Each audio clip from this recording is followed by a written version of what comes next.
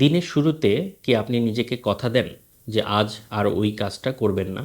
কিন্তু দিন শেষে বা গভীর রাতে যখন একাকিত্ব ভর করে, তখন হাতের মোবাইলটা যেন নিজের অজান্তেই আপনাকে সেই নিষিদ্ধ দুনিয়ায় নিয়ে যায়। তারপর সব শেষে থাকে শুধু অপরাধবোধ আর হতাশা। যদি এই লুপ বা চক্রের মধ্যে আপনি আটকে গিয়ে থাকেন, তবে এই ভিডিওটি আপনার জীবন বদলে দিতে পারে। আজ আমরা জানব পর্ন আসক্তি কী, কেন এটা ছাড়া এত কঠিন, এবং বিজ্ঞানসম্মত উপায়ে কিভাবে আপনি এর থেকে চিরতরে মুক্তি পাবেন। চলুন একটি উদাহরণ দিয়ে শুরু করি।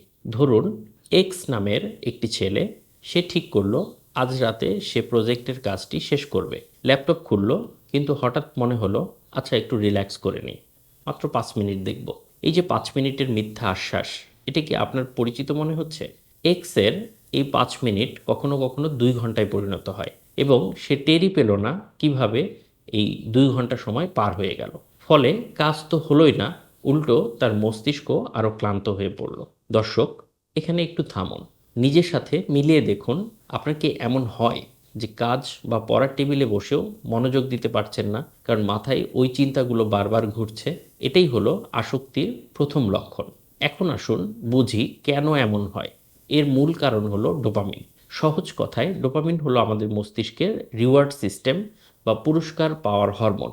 আপনি যখন খুব পছন্দের কোনো খাবার খান, তখন এটা ডোপামিন রিলিজ করে। পর্ন দেখার সময় তার চেয়ে অনেক গুণ বেশি ডোপামিন ক্ষরণ হয়। ভাবুন তো, আপনি যদি প্রতিদিন ভাতের বদলে শুধু চিনি বা মিষ্টি খান, তাহলে কি সাধারণ ভাতের স্বাদ আর ভালো লাগবে? ঠিক একইভাবে পর্ন দেখার ফলে আপনার মস্তিষ্ক এত বেশি ডোপামিনে অভ্যস্ত হয়ে যায় যে বাস্তব জীবনের ছোট ছোট আনন্দ, বন্ধুদের সাথে আড্ডা, বই পড়া, প্রিয়জনের সাথে সময় কাটানো, এসব আর কিছুই ভালো লাগে না। একে মনে হয় ডোপামিন ডিসরেগুলেশন। এখন তাহলে এখান থেকে মুক্তি পাওয়ার উপায় কি? আসুন ধাপে ধাপে আমরা সমাধানগুলো জানি। প্রথম ধাপ হলো ট্রিগার বা কারণ চিহ্নিত করা। আপনি কি খেয়াল করেছেন কখন আপনার পর্ন দেখার ইচ্ছা হয়? উদাহরণ হিসেবে বলা যায়, অনেকেই যখন খুব স্ট্রেসে থাকেন বা মন খারাপ থাকে, তখন এটি করেন। আবার অনেকে যখন খুব বোরিং সময় কাটান বা একলা থাকেন, তখন করেন। এখন নিজেকে প্রশ্ন করুন, আপনার ট্রিগার আসলে কোনটি? রাগ, কান্না, একাকিত্ব নাকি ক্লান্তি? ডাক্তাররা একে বলেন হল্ট টেকনিক, অর্থাৎ হাংরি, অ্যাংরি, লোনলি, টায়ার্ড। এর মধ্যে কোনোটি যদি আপনার সাথে ঘটে, তাহলে আপনি বুঝে ফেলতে পারবেন যে এই কারণগুলোতেই আপনি আসলে পর্ন দেখাতে উদ্বুদ্ধ হন, এবং এটি আপনি বুঝতে পারলেই আপনি অর্ধেক যুদ্ধ জিতে যাবেন, যে যুদ্ধটি হলো আপনার পর্ন আসক্তি নির্মূল করার জন্য নিজের সাথে নিজের যুদ্ধ। দ্বিতীয় উপায় হলো পরিবেশ পরিবর্তন। ধরুন আপনার শোবার ঘরে দরজা বন্ধ করলেন, এবং তখন আপনার এই ইচ্ছাটি হলো, তাহলে নিয়ম করুন শোবার ঘরে আর কোনো ফোন বা ল্যাপটপ নিয়ে যাবেন না। বাথরুম বা টয়লেটে ফোন নিয়ে যাওয়া আজই বন্ধ করুন। আপনি কি এখনই সিদ্ধান্ত নিতে পারবেন যে আজ রাতে ফোনটা বিছানা থেকে দূরে রাখবেন? এই ছোট পরিবর্তনটি কিন্তু গেম চেঞ্জার। তৃতীয় এবং সবচেয়ে কার্যকরী উপায় হলো রিপ্লেসমেন্ট থেরাপি। যখনই মাথায় এই চিন্তা আসবে, সাথে সাথে মস্তিষ্ককে অন্য কোনো কাজে ব্যস্ত করে ফেলুন।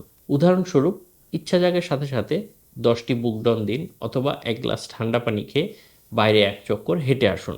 এখানে লজিকটা সিম্পল। আপনার ব্রেইন ডোপামিন চাইছে, আপনি তাকে পর্নের সস্তা ডোপামিন না দিয়ে ব্যায়াম এবং হাঁটার মাধ্যমে সুস্থ ডোপামিন দিন। প্রথম 5 মিনিট কষ্ট হবে, কিন্তু ওই 5 মিনিট পার করে দিতে পারলেই ইচ্ছাটা মরে যাবে। এখন আসি চিকিৎসার কথায়। অনেকের ক্ষেত্রে আসক্তি এত তীব্র হয় যে নিজের চেষ্টায় কাজ হয় না। তখন লজ্জা না পেয়ে একজন সাইকিয়াট্রিস্টের পরামর্শ নিন। এর জন্য কগনিটিভ বিহেভিয়ার থেরাপি বা সিবিটি খুবই ভালো কাজ করে। সিবিটির মাধ্যমে সাইকিয়াট্রিস্ট আপনার চিন্তার ভুল প্যাটার্নগুলোকে ধরিয়ে দেবেন। যেমন অনেকে ভাবেন আমি তো শেষ, আমাকে দিয়ে আর হবে না। থেরাপি আপনাকে শেখাবে কিভাবে এই নেতিবাচক চিন্তা দূর করে পজিটিভ অ্যাকশনকে নেওয়া যাবে। এছাড়া কিছু ক্ষেত্রে যদি আসক্তির কারণে তীব্র ডিপ্রেশন বা অ্যাংজাইটি তৈরি হয়, তখন সাইকিয়াট্রিস্ট কিছু মেডিসিন সাজেস্ট করতে পারেন। মনে রাখবেন, এটি কোনো চারিত্রিক দোষ নয়, বা এটি একটি মানসিক সমস্যার কারণে হতে পারে, যার সুচিকিৎসা রয়েছে। শেষ করার আগে একটি চরম সত্য কথা বলি, রিকভারি বা সুস্থ হওয়ার পরটা সরল রেখার মতো নয়। আপনি হয়তো 10 দিন ভালো থাকলেন, 11তম দিনে আবার ভুল করে ফেললেন। এতে কি সব শেষ হয়ে গেল? একদমই না। এখন একটি উদাহরণ দিই। আপনি সিঁড়ি দিয়ে 10 তলায় উঠছেন। 5 তলায় হেঁটে যাওয়ার পরে যদি আপনি একটু হোঁচট খান, আপনি কি আবার নিচতলায় নেমে যান, নাকি উঠে দাঁড়িয়ে আবার ৬ তলার দিকে হাঁটা শুরু করেন? ঠিক তাই, একবার ভুল হলে নিজেকে ঘৃণা না করে আবার নতুন করে শুরু করুন। আজ থেকেই শুরু হোক আপনার নতুন যাত্রা। মনে রাখবেন, পর্দার ওপারের এই জগৎটা মিথ্যে।